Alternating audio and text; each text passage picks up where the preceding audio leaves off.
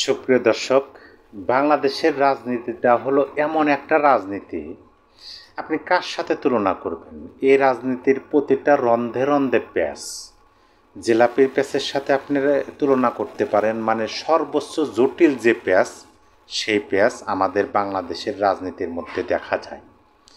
আমরা অতীতে বহুবার এ ধরনের বিষয় পরিলক্ষিত করছি যে ক্ষমতায় যাওয়ার জন্য একজন আরেকজনকে পাশে টানে, অথবা একজন আরেকজনের পাশে দাঁড়ায় ক্ষমতায় যাওয়ার জন্য, ক্ষমতা ভোগ করার জন্য, অথবা পরিচালনার দায়িত্ব নেওয়ার জন্য। কিন্তু 2024 সালের 5ই আগস্ট আওয়ামী লীগ সরকার ক্ষমতাচ্যুত হওয়ার পরে আমি মনে হয়, মানে আমার যে অভিজ্ঞতা এই রাজনৈতিক বিষয়গুলো নিয়ে, খুবই স্বল্প সময়ের অভিজ্ঞতা, আর বই পুস্তক পড়ে বিভিন্ন নিউজ বিভিন্ন সংবাদ দেখে যতটুকু অভিজ্ঞতা হয়েছে, তার মধ্যে এইটুকুই শুধু বুঝতে পেরেছি যে ক্ষমতায় যাওয়ার জন্যই মানুষ মানুষকে টানে, দল দলকে টানে, দল দলের কাছে যায়। কিন্তু ক্ষমতায় যাওয়ার পরে দল দলকে টানতেছে, একটা দল আর একটা দলের আশীর্বাদ পাওয়ার জন্য নানান ধরনের বক্তব্য দিচ্ছে। আপনারা হয়তো ইতিমধ্যেই বুঝতে পেরেছেন আমি কোন রাজনৈতিক দলটার কথা বলতেছি। আমি জামাত ইসলামের কথা বলতেছি। আমার এই ভিডিওর শিরোনাম দেখে অনেকে বুঝতে পেরেছেন যে জামাত যে কারণে আওয়ামী লীগের আশীর্বাদ পুষ্ট হতে চাচ্ছে, সে বিষয়টা বলবো। তার আগে আমাদের এটা উপস্থাপন করতে হবে যে জামাত প্রকৃতপক্ষে আওয়ামী লীগের আশীর্বাদ চাচ্ছে কিনা, বা আওয়ামী লীগ জামাতকে একটু সাপোর্ট করুক, একটু সমর্থন দিক, একটু সহযোগিতা করুক, এই বিষয়টা জামাত চাচ্ছে কিনা। দেখেন, 2024-এর 5ই আগস্ট আওয়ামী লীগ সরকার ক্ষমতাচ্যুত হলো। তার পরের মাস সেপ্টেম্বরের 4 তারিখে জামাতে ইসলামের আমির তিনি স্পষ্ট ভাষায় বলছেন যে তারা আওয়ামী লীগকে ক্ষমা করে দিলেন। হ্যাঁ, আওয়ামী লীগের বক্তব্যটাও আমি আপনাদের সামনে তুলে ধরব যে জামাত প্রসঙ্গে বা বর্তমান বাংলাদেশের সক্রিয় প্রথম সারির রাজনৈতিক দলগুলোর বিষয়ে আওয়ামী লীগের অবস্থান কী, সে বিষয়টা আপনাদেরকে বলবো। আওয়ামী লীগকে ক্ষমা করে দেওয়ার ঘোষণা জামাতে আমিরের, এটা কিন্তু 2024 সালের সেপ্টেম্বরের 4 তারিখের বক্তব্য। তারপর আর একটা বক্তব্য আপনাদেরকে শোনাই। সেই 2024 সালের 14 নভেম্বর জামাতে আমির বলছেন যে আওয়ামী লীগকে বারবার গালি দিতে চায় না, মানে ওই যে ফ্যাসিস্ট বলা হয়, সেটা জামাতে আমিরের ভালো লাগে না। আরও দুইটা সংবাদ আপনাদেরকে দেই। এটা হলো 2025 সালের জানুয়ারি মাসের 4 তারিখ গাজীপুরে আওয়ামী লীগ নেতাকে ছাড়াতে মিছিল নিয়ে থানায় জামাতের নেতাকর্মীরা। মানে আওয়ামী লীগের নেতাকে গ্রেপ্তার করছে পুলিশ, আর জামাতের নেতাকর্মীরা মিছিল নিয়ে থানায় গেছে যে তাকে ছেড়ে দিতে হবে। বিস্তারিত পরে আসি, শিরোনাম শুধু জানিয়ে দেই। 2025 সালের জুন মাসের 15 তারিখের আর একটা ঘটনা। আওয়ামী লীগ নেতাকে সঙ্গে নিয়ে জামাত নেতার মাংস বিতরণ, ছবি ভাইরাল। এই যে আমি 4টা নিউজ আপনাদেরকে শোনালাম, আওয়ামী লীগের বক্তব্য আসতেছে, এই 4টা নিউজ, তার মধ্যে সম্প্রতি আমরা কিন্তু এটা জানি যে এনসিপি এবং জামাত ইসলামের মধ্যে বক্তব্যের পাল্টাপাল্টি বক্তব্য চলমান আছে। আমি এনসিপির একজন নেত্রীর মুখে, সামান্তা শারমিনের মুখে শুনলাম সম্প্রতি টাঙ্গাইলে জামাতের একজন নেতা তিনি আওয়ামী লীগের নেতাকর্মীদের উদ্দেশ্যে বলছেন যে আপনারা আমাদের কাছে আসুন, আমাদের দলে আসুন, আপনাদের জেলও খাটা লাগবে না, আপনাদের কোনো সমস্যা হবে না, আপনারা ভালোভাবে থাকতে পারবেন, এই ধরনের বক্তব্য দিচ্ছেন।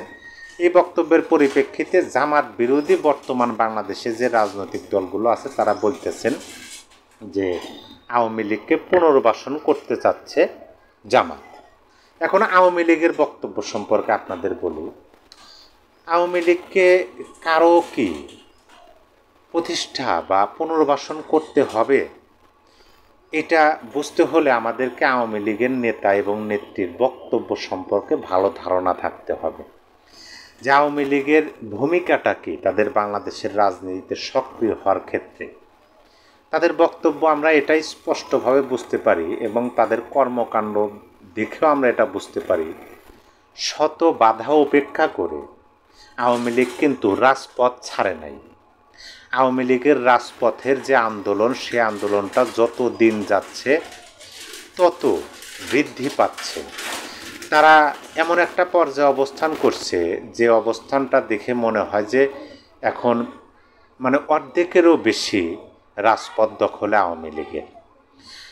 আমরা দেখলাম গত 2 দিন আগে আওয়ামী লীগের মিছিল এই পরিমাণ বের হলো রাজধানীতে, প্রতিটা অলিতে গলিতে, যেটা দেখে অনেকেরই ঘুম হারাম, অনেকে চিন্তিত হয়ে পড়ছেন যে এ আবার কোন রূপ ধারণ করতেছে আওয়ামী লীগ। মানে এই বিষয়ে বেশি কিছু বলার দরকার নেই বলে আমি মনে করি, এই জন্য যে আমরা সবাই জানি, রাজনৈতিক বিষয়ে যারা মানে স্বল্প পরিসরে খোঁজ খবর রাখেন তারাও জানেন যে বিরোধী দল বা রাজপথের আওয়ামী লীগ হচ্ছে সবচেয়ে শক্তিশালী আওয়ামী লীগ।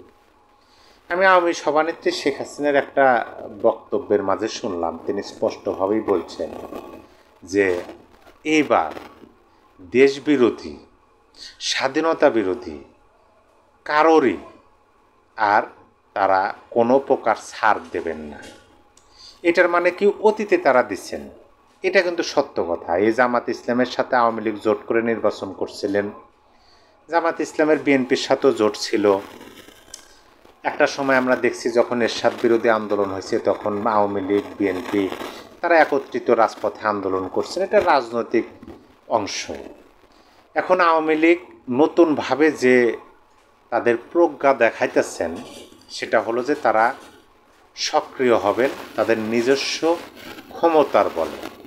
আর তারা এটা কিন্তু ক্ষমতায় থাকাকালীনও বলছেন যে তাদের ক্ষমতার উৎস মাত্র একটা, অন্য কোনো উৎসই নাই। আওয়ামী লীগের ক্ষমতার উৎস এই দেশের জনগণ, এবং সেই বক্তব্যটা যে সত্য বক্তব্য এবং সেই বক্তব্যটা যে এত অল্প সময়ে বাংলাদেশের রাজনীতিতে সুস্পষ্ট হবে সেটা অনেকেরই ধারণার মধ্যে ছিল না। আপনি 24 আগস্ট থেকে আপনি যদি 25 এই এখন পর্যন্ত দেখেন, এই 14 মাসে, মাত্র 14 মাস, এই 14 মাসের আওয়ামী লীগের কামব্যাক দেখেন, জনগণের আওয়ামী লীগের প্রতি তাদের মনোভাবগুলো বোঝার চেষ্টা করেন।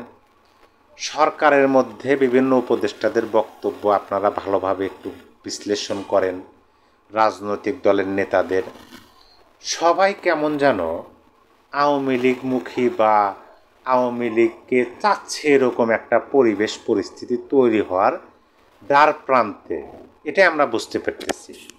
এখন আওয়ামী লীগ তো আসবে, আওয়ামী লীগ রাজনীতি করবে, আওয়ামী লীগকে হ্যাঁ আমি বোধ হয় প্রথম যে ধারাটা সেই ধারাটা একটু দূরে রেখে চলে আসছে যে জামাত কী কারণে, প্রকৃতপক্ষে কারণটা কি যে আওয়ামী লীগকে তারা কাছে চাচ্ছে।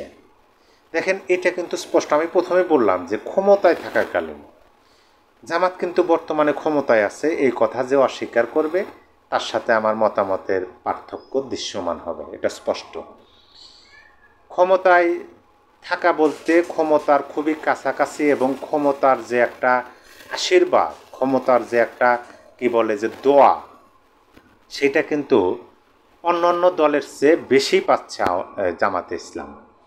এখন এই সময় কেন জামাতে ইসলাম আওয়ামী লীগের প্রতি এই ধরনের বক্তব্য, এই জন্যই দেখেন আমি যতটুকু বুঝতে পারলাম যে জামাতে ইসলাম তারা ভালোভাবে বুঝতে পারেন, যেহেতু তারা ম্যাটিকুলাস ডিজাইন করতে পারেন, তারা এটাও বুঝতে পারেন যে ডিজাইনটা তারা করছেন ঠিকই, কিন্তু এমন একটা রাজনৈতিক দলের সাথে ডিজাইন করছেন যে দলটা কোনোভাবেই নিশ্চিহ্ন করে দেওয়া সম্ভব না, এবং এই দলটা তো ফিরে আসবে, ফিরে আসলেই ম্যাটিকুলাস ডিজাইনার যারা আছেন তাদেরকে যে কি অবস্থা হবে আর কি করবে এটা আমরা দেশের মানুষ যেমন অল্প হলেও বুঝতে পারি, তেমনই ম্যাটিকুলাস ডিজাইনরাও বুঝতে পারেন। সেহেতু যারা এইটার পরবর্তীতে আইনি পদক্ষেপ নিতে পারেন বা নেবেন, তাদের সাথে বোঝাপড়া বা তাদের সাথে সমঝোতাটাই তো মূল সমাধান হিসেবে তারা দেখবেন।